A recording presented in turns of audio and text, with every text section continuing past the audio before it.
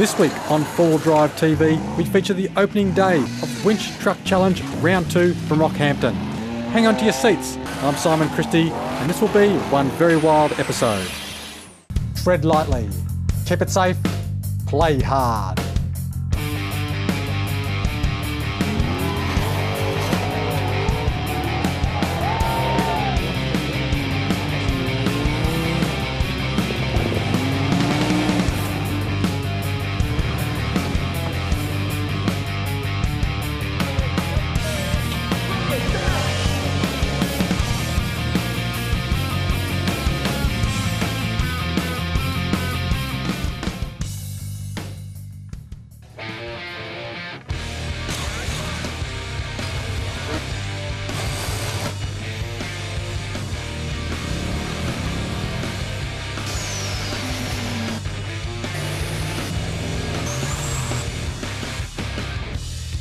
Righto, I'm Davo from WTC.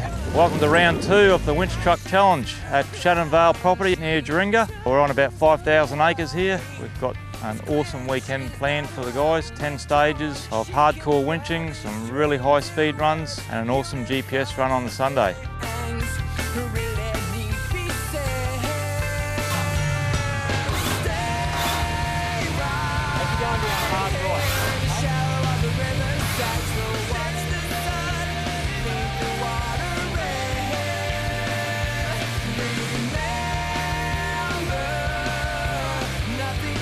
WTC is the brainchild of myself, Bradley Dukes and Brent Taylor from Mackay. All three of us have got a real passion for the sport up here, and we decided just to make our own winch series in here instead of travelling down south all the time. We learned a lot from going to those comps, so we stole some good ideas and got rid of the stuff we didn't like and introduced some new stuff, and it seems to be working really well for us. This is our second year of Winch Truck Challenge. Last year went really well. We learned a lot. Normally we used to run a 3-car event up here called the CQ Off-Road Challenge. But we decided to go out on a single car and give that a go, and it's our second year now and it seems to be running really well for us.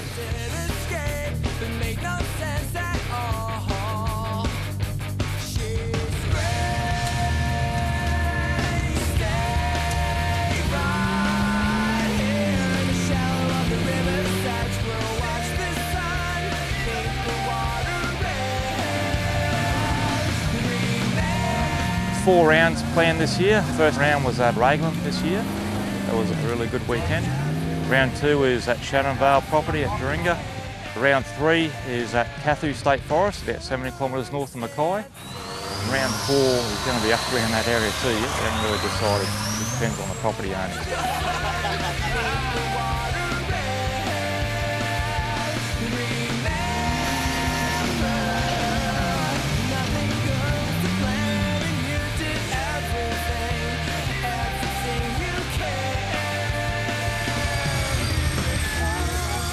Now we got 19 starters this weekend. We had 20, but one sort of failed to make it. They had a trailer collapse on the way. After a few midnight shifts, he was trying to get there. He sort of gave up in the end, but his co-driver come down and spectated anyway. It's brilliant. We've got a really good range of trucks. We've got a few guys travelling from the Brisbane area, southeast corner. We've got other trucks from Mackay and a lot from Rockhampton and Gladstone. Really well modified, and they're really getting into the sport up here now. It's brilliant.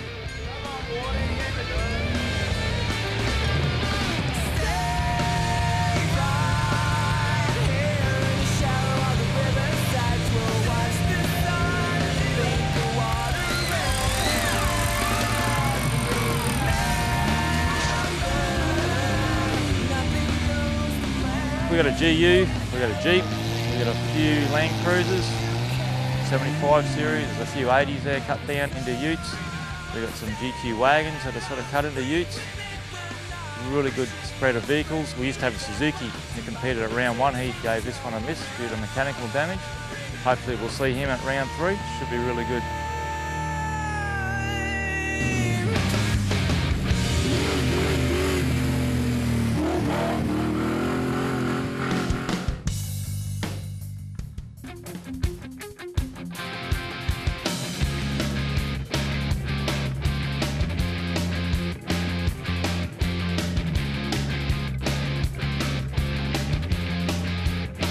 Hi guys, Mark Peterson from the National 4x4 and Outdoors Show Fishing and Boating Expo. As you can see, where I'm standing right now with Simon's 40 is at the showgrounds in front of the main grandstand and the Grand Pavilion. This will be the location of the Austruck Extreme 4x4 competition this year at the National 4x4 Show, September 2 to 4. And we're very excited to have the opportunity to bring the action that you see on four-wheel drive TV right here in the city. Two events make up the Austruck Extreme 4x4 competition. Stage 1 is the 100 metres of hell all-terrain challenge, while Stage 2 is the City Winch Challenge, where vehicles are permitted to use winches. This is a strictly invitational only event where the best vehicles in Australia have been invited to come and compete in front of the large crowds.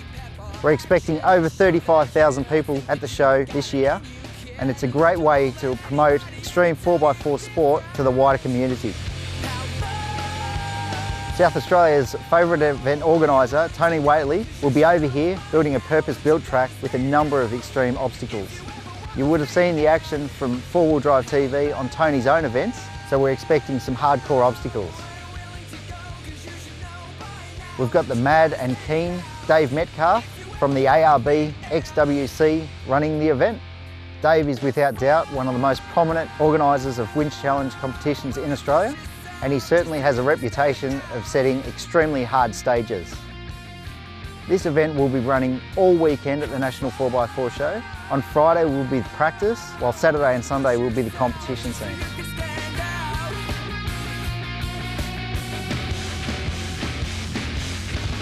So once again, all of that extreme off-road action you've seen on four-wheel drive TV will be right here in the city with the toughest vehicles and the toughest tracks, plenty of hardcore action right here in the city. Make sure you get down here, support the industry, support the sport, and support Four-Wheel Drive TV, who are one of the major sponsors of the Austruck Extreme 4x4 competition. So once again, the event, September 2 to 4, Melbourne Showgrounds. For more information, make sure you check out fourwheeldrivetv.com.au.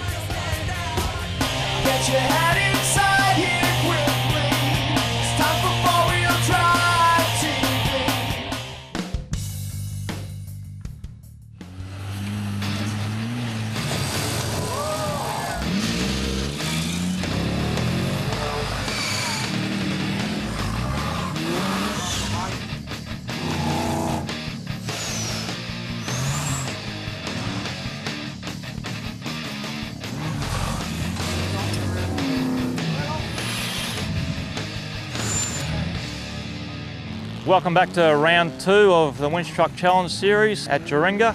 We're about 100 kilometres west of Rockhampton here.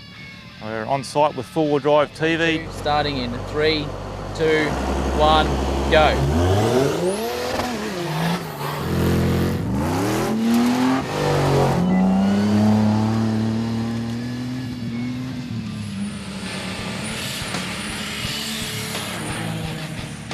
For round 2 is a good high speed run just to get the guys warmed up. We've got a really nice fence line run this time, so it's about 12 kilometres in length. I think the longest straight's about 3.5 kilometres, so the guys should be really topping out in top gear, getting some good speeds up there. Then we go into the main canyon where all the stages are for the Saturday. There's some really nice technical winches there. Nice hill climbs, it's fairly tight, some big rocks to get over to. They'll probably think they're rock coolers for a while there, but then we've got a really nice afternoon stage on Saturday. It's called the Pendulum, where they've got to winch up to a tree and winch back down on the other side, so that should sort a few of the newbie guys out.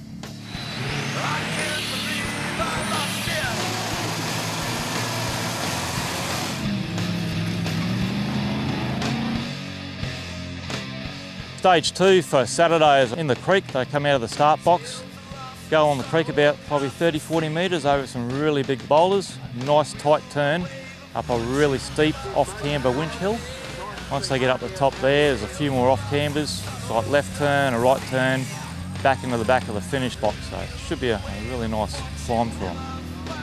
That should be a really good test for the winches. You'll see some high speed there. It might be a little bit uncontrollable on this stage because up the top of the wall it's really tight, pretty well just only wide enough to fit a car. There might be some winching up trees. Some of these winches are pretty quick, so if they can control them, they'll be right, but others might get into a bit of trouble down there. Donated kidneys in the Pyrenees, and I do not regret it. Stage 3 on Saturday is a nice little U-turn out of the start box, up a really big winch hill, so the guys that have got a lot of cable on, like 60-70 metres, will be right, they'll be able to do it in one. Other guys will have to change a few anchor points on the way up, but that'll sort out the fitness of the navies. A lot of rocks on the way up, and it's really steep and tight once you get up the top. Once they get up the top, there's a few tight turns up there, then they got a really big down that's quite steep. They got to keep the car straight, really watch their brakes. If it runs away, they could be in trouble. A little bit slippery with the grass that's still on the stage, but that'll get knocked down after the first car. Once they get down to the bottom, hard left and head back towards the finish line. This gate is really tight out of the start finish, so it'll be interesting to see what sort of strategies these guys employ. Some of them will be doing 20-point turns, others will be coming in backwards and reversing in. It's really up to them, so it's good to see the different ways all the competitors think. Stage 4 on Saturday. The whole course is only around 100 metres long. Out of the start box over a few nice little rocks again. Anti-clockwise up a nice little winch wall. It's not too bad, but it's sort of sharp and steep. Then they drop back into the creek, round a tree, so there might be a few roof rubbers there. Then they got a nice little punch halfway up a hill they got to get to, and if they can't drive to that and hold it under brakes, there's a designated anchor point about 50 metres up the hill. Another nice little test for the navigators.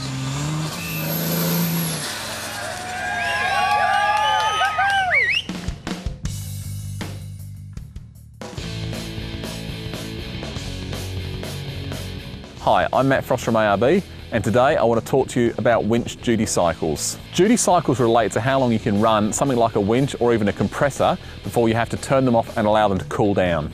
Winch duty cycles are something that really vary from one manufacturer to another, and even more so from one winch type to another. For example, a high mount winch, which is very commonly used by people competing in four-wheel drive events, have a completely different gear structure to a more conventional low mount winch. Now, having said that, low mount winches tend to be more popular these days on vehicles because they integrate so much better onto the front of the vehicle. A low mount winch's duty cycle will be heavily influenced by the sort of situation you're winching in. What you tend to find initially, the amount of load put on the winch is very, very high, but as soon as the vehicle gains momentum, you'll actually find that that load will drop off the winch considerably, and with a high speed winch, you can actually drive at the same time, so get the wheels turning very, very slowly to assist the winch. In these sort of circumstances, you'll find that you'll get plenty of use out of your winch before it starts getting too hot. If, however, your vehicle is very, very heavily bogged in sand or mud and is under full load for a fair length of time, then yes, the motor can start to get quite hot. One of the best ways to increase the duty cycle of your winch is to use a snatch block when you're winching.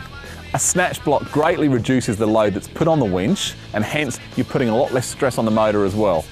Less stress means lower operating temperatures and longer running times. As a general rule of thumb, if the winch motor is too hot to touch, that means that it needs to be cooled down.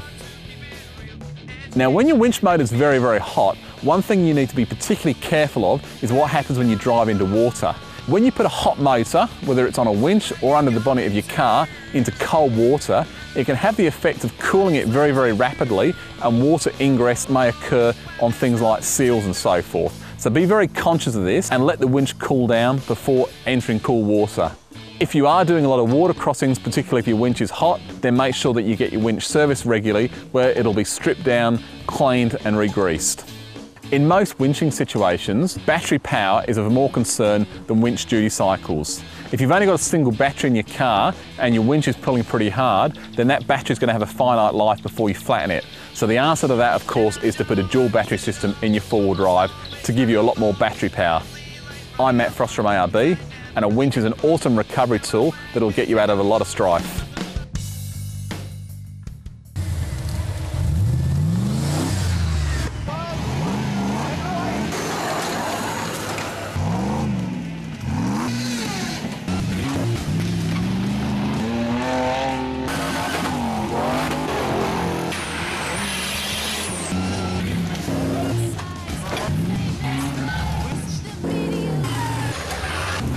Today went really well. We had 7 stages planned. We pretty well finished all of them, pushed the competitors hard. Great bunch of guys up here too. They cooperated with us and really helped us out getting through all the stages today. They all want to go home early tomorrow, so we had to really push hard today. We've got an awesome night planned tonight for them. It's 2 high-speed stages, so it should be really good under lights for the spectators as well. Stage 5 is one of our showcase stages for this weekend. It's a really technical stage. A lot of the guys here haven't been doing stuff like that up here before. A few of the southern competitors are probably used to it with other winching events. Basically, they go out of the start-finish gate along the creek, and then they get to a tree where they got to winch up to with a block, and then winch back down on the other side. That should really sort out a few of the guys. There's going to be a lot of different tactics employed on this stage. If they're lucky enough to have a rear mounted winch, well, they're pretty well laughing, but for the guys who haven't, it should be interesting to see how they approach this stage. Stage 6 on Saturday is probably one of our easiest stages for the day. It's just a nice little hill climb. The hills around here don't hold together real well, so after a few cars they really start falling apart. They may have to winch towards the end. Once they get up to the top, there's a quick little punch they got to come, get, and then turn around, come straight back down. A few little trees in the way up there and a lot of big rocks, so there'll be a lot of wheel spin. Should be a good stage to watch. At the moment we do get a lot of central Queensland. We get a few of the southerners coming up. Last year we had competitors from Townsville and Cairns as well, which is great, but we'd really love to have a go at you southern guys and see if we can cut the mustard against you. We do things a little bit differently to some events. We let the spectators and the competitors all watch the other vehicles going through. You're not stuck out in the bush. The guys really appreciate that because they can spend a lot of time with their families up here talking to them all day. A lot of guys think that that is a bit of disadvantage, but half the time the competitors end up psyching themselves out anyway because they're watching too many guys. But it's a really fun atmosphere here. Everyone gets in and helps each other. It's absolutely brilliant. Great day today for the spectators. All the stages were really close for them, so a lot of families up here that come with prams and stuff like that. They didn't have to walk real far. All the stages were really close. We had a really well catering set up. A local pie man with his huge truck fully set up, selling hot pies and burgers. The crowd loved it. Had really good support out here. It's really important that we get spectators to these events. One, we need new blood coming into the sport, and it's great to see the families here. We like the single guys too, and all the fellas coming out and have a good time, but the families are the real ones that we like to see out here, with the kids enjoying the sport and really getting into it in a really safe and relaxed atmosphere. Get your head inside here quickly. It's time for 4-wheel drive TV. Hi, my name's Christian and this is my rig. This is a GQ Patrol Ute, 1998 model. It's a 4.2 diesel and it's been turbocharged. I've got 85 rear wheel kilowatts on 35s. I bought this car pretty much as is, except it was a pig when I bought it. It was all dinted and just got repaired at my dad's workshop. We sprayed the front bar and the cage in a gunmetal grey and the rest of the car's in a Ford orange. The car has 3-inch suspension lift and 2-inch body lift. It's got a custom strengthened front diff, front and rear ARB air lockers. The chassis has been shortened about 1.5 feet and it's got a 200 litre fuel tank. Strut towers have been raised. This allows the shock to travel further, and it's got a high mount winch with plasma rope on it. I've got 2 24-volt lights on the roof racks. This car's my daily driver. Favourite spots are Talangi. We do a lot of night trips up there. Mount Disappointment, and up in the high country we do a winter run when it's snowing up there. The future modifications for this vehicle is a set of 37s and possibly running an intercooler and upping the boost by 5 psi. To be a featured vehicle, enter the Your Rig competition by sending an email on why you want to be on 4-wheel drive TV to myself. Each weekly winner takes home a Your Rig prize pack, including an electric blue span set snatch strap, a copy of Bow Hunter Australia, Wild Deer and Hunting Adventures, and Dirt Comp magazines, a Ground Zero Russian pocket knife from the makers of Kieslar, a U-Fix-It windscreen repair kit, an emergency sachet of Aussie stop leak for your radiator, 6 packets of ready-made Tasty Bite featuring 3 chicken dishes, a Berrima diesel cap and stubby holder, a Nava LED reverse or work light, a serve of Up and Go liquid breakfast from Sanitarium, the latest 4x4 calendars from Dirt Comp magazine and Piranha Off-Road Products, a Piranha Off-Road Products sunglass strap, a pair of rechargeable handheld UHF radios from Oricom, a DVD of the Toyota Land Cruiser Legend featuring the history of Land Cruisers in Australia, thanks to Terrain Tamer 4-wheel drive, a compact and focus adjustable headhunter torch featuring an ultra bright 5-watt Cree chip, and the ARB cargo gear bag to carry it all. I'd like to thank 4-Wheel Drive TV and its sponsors for having my car on your rig, and also Zenith Automotive Body Repairs for the custom spray job.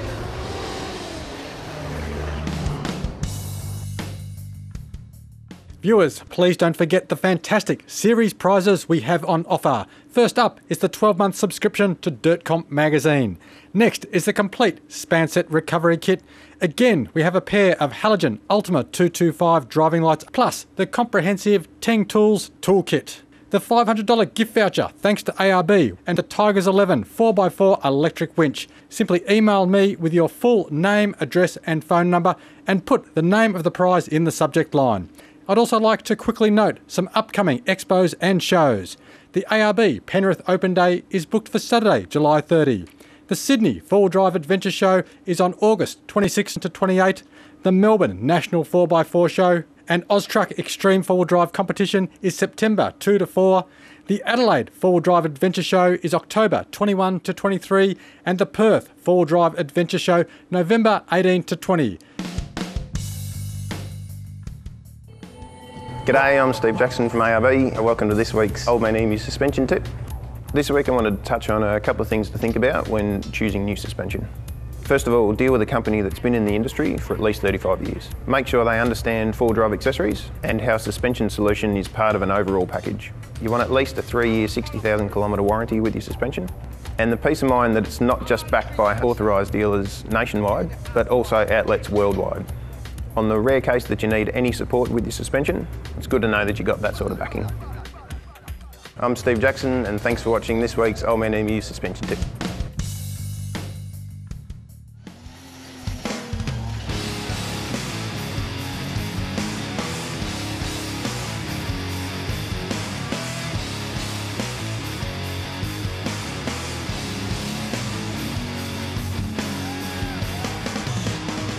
Hey everyone, I'm Breezy and this is me 2006 CJ Wrangler. As you can see, I've done a few mods to it. It's had a wheelbase stretch, gone from 91 inch out to 104. Still using the original brackets on the chassis. Running a 35 inch Creepy Crawlers Maxxis with screws through the beads for my bead locks. Seems to work all right so far. Still running the original Dana 30 in the front. A bit of diff bracing, seems to hold up rather well. Apart from today where we've done another ring and pinion. But in the 4 years I've owned it, I've done 2 ring and pinions and 1 axle. I'm also running one of the local winches from around here, Rockhampton winch, built by Russell ARB. It's got a twin-motored 6 horsepower, low mount, full speeds up to 160 metres a minute, and I'm really impressed with the way it runs. We've also done a tummy tuck on the car, which lifted all the drive line up about 4 inches, which allowed us to run a flat plate underneath. And also the motor had to be jacked up 2 inches to get the driveline angles back to straight. We installed a full 6-point roll cage to be in spec with the WTC round, which we just started competing in. This is our first round this weekend. Looking forward to the next round of WTC, which is going to be up in Mackay, my hometown. We'll get a bit more of a crowd there, which is good. Jeepers creepers, living life on the limiter.